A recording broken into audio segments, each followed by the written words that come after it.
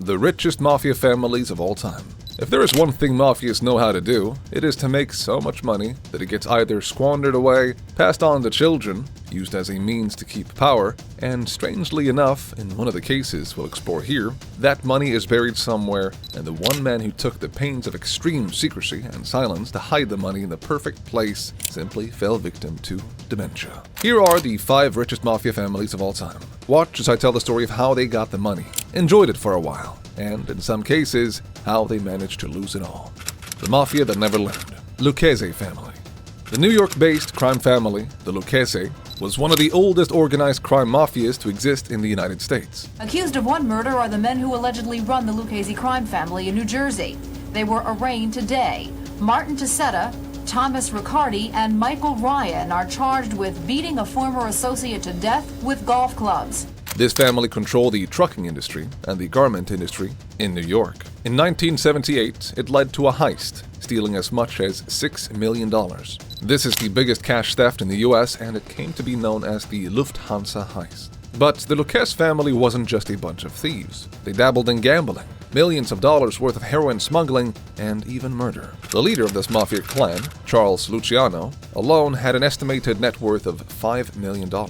The Lucchese family had also taken over several labor unions in the United States, and they used blackmail and coercion to extort money from the unions. All the workers who were part of the unions the Lucchese family controlled were forced to pay a percentage of their minimum wages to the mafia. But after Charles died of a brain tumor in 1967, Carmine Tramunti took over, but was arrested just 6 years later. And this transfer of power went on from one generation to the next until Victor Amuso was handed the reins of the mafia. It was during Victor's time that the Lucchese squandered away most of its wealth and power. In fact, in 1991, when Victor was arrested and sentenced to life in prison, several members of the family switched sides. Suddenly, they were willing to look past the family they chose. In an effort to save their own skin, they became informants for the government, willingly trading in secrets with the investigators for a little taste of freedom. When the right time came, they kept the money and ran as fast as they could. And just like that, what was once a mighty fire died down to a fragile flame. Or so we thought. In 2009, it was revealed that the Lucchese family controlled the newspaper and mail deliverers union. This union controlled some of the most prominent publications in the US, such as the New York Times, the New York Post, and the New York Daily News. The Nice Guy Mafia, Colombo family. The Colombo family was once remembered as the powerful and almost invincible Profaci family that had survived the test of time and grown to 150 members with over 1,000 associates. They did everything from gambling, shylocking, hijacking, and cargo thefts. They were the jack of all trades. In fact, the Profaci family owned large multi-million-dollar companies such as the Alpine Wine and Liquors Inc., Arrow Linen Supply Co., and Mamma Mia Packing Co. By 1964, however, this empire came into the palm of Joseph Colombo, and from then on, the Profaci family was renamed to the Colombo family. Under Joseph Colombo's leadership, the mafia grew to heights that were once unimaginable. In fact, by the time Colombo died in 1978, his personal net worth alone was estimated to be around $5.5 billion. Colombo wasn't quite your ordinary mafia lord either. He kept his hands clean. So much so that up until he got the power, he only had 2 very small criminal charges to his name. So small, in fact, that all he really needed to do was pay a fine of $2 each. And Colombo tried to be the nice mafia lord, the one who was truthful and just and would never break any law. In fact, he became a mouthpiece for the organization he founded called the Italian-American Civil Rights League. The entire purpose of this organization was to show mafias and crime organizations in a better light to Italians. And funnily enough, one way he did that was to point out all the generous charity he and his family made out of the goodness of their hearts. In reality, the money in their pockets was at some point in the hands of a poor, honest man who fell prey to gambling, racketeering, and the dozens of other criminal activities that the Colombo family liked to do. But one could argue that maybe Colombo didn't get the short end of the stick. He enjoyed the wealth, cherished it, and guarded it with his heart and soul. But he wasn't the only mafia lord who wanted to protect his wealth. The man who forgot the hiding place, Al Capone. Al Capone wanted to do that too. It just so happened that, in a strange turn of events, fate had a different plan in store. Al Capone is the prime example of wealth that maybe just wasn't meant to be. At the height of his power in 1920s Chicago, Al Capone was worth $100 million, which would be around $1.5 billion in today's terms. And he worked for his wealth all his life. From the illegal sale of alcohol to prostitution, Al Capone had the knack of taking a crime and making money out of it. So when he was given full reign of the Mafia outfit, the gang he spent his entire youth working for, Al Capone finally could bring in riches. In fact, by 1924, his tobacco-selling gambling operation called the Hawthorne Smoke Shop brought in $3.6 million. At one point in time, Al Capone was bringing in $50 million from bootlegging, $25 million from gambling, and $10 million from drugs and prostitution. But Al Capone didn't get to enjoy his wealth the way he wanted. Turns out, at some point in his life, he buried the keys to a safety deposit bank account underground. They say he was paranoid that someone would steal it, so he secretly hid a large chunk of his wealth. But not long after that, Al Capone was imprisoned. It was during this time in prison that he began to have memory loss.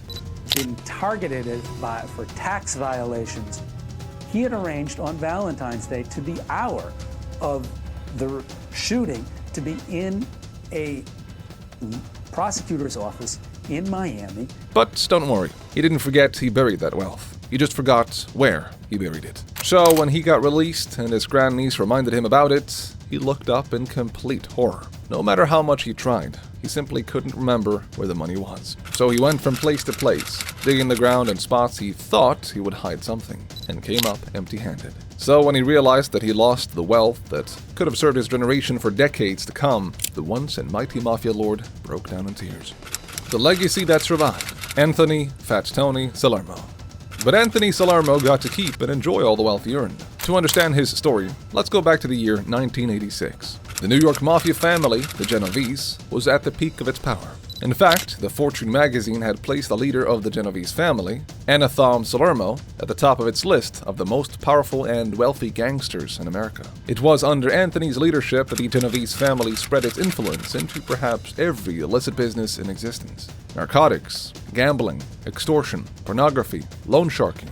It seemed as if Anthony was determined to check all boxes. In fact, his racketeering operations alone brought him $50 million, and the people he hired to operate it had to pay Salerno a percentage of their salary. Because it didn't matter how heavy his pockets were, Fat Tony always wanted more. In fact, during the 1970s and 1980s, Salerno owned a 100-acre estate in Rhinebeck, a posh apartment in Manhattan. His children were taught by private tutors and enjoyed indoor riding arenas. He spent $27,000 on new cars, all the while not paying a single penny in taxes. In fact, that's what got him behind bars in 1978. Tax evasion and gambling. Classic Tony. It was a strange time. On the one hand, he was spending his life in prison as a disgraced criminal. On the other hand, he was named the top earner of the $50 billion organized crime industry in the US by Fortune. Though Anthony did receive a 100-year prison sentence, it turned out the Genoveses didn't really need him much at all. The empire was handed down to Carlo Gambino and then to his brother-in-law. Fueled by the deadly bosses and thriving off of the money Anthony spent his whole life earning, the Genoveses family mafia went on, and it still operates today. It seems as if Anthony Palermo's legacy never really died. The one who was only loyal to himself, Amado Carrillo Fuentes. That might be true, but the next person we're about to discuss left an even greater mark. Turns out, maybe it was the Mexican mafias that left a legacy no one could shake. It's a legacy built upon blood and bruises, but it's also a legacy built on money. Amado Carrillo Fuentes, the leader of the multi-billion-dollar Guadalajara cartel, built exactly that. Around the time of his death, Amado's net worth was estimated to be close to $25 billion. His assets included 60 properties, and around $10 billion in cash lying around in his bank account were seized by the Mexican authorities. Amado was quite the business mastermind when it came to the drug trade, and the leader of the Guadalajara cartel, Ernesto Fonseca, found that out pretty quickly.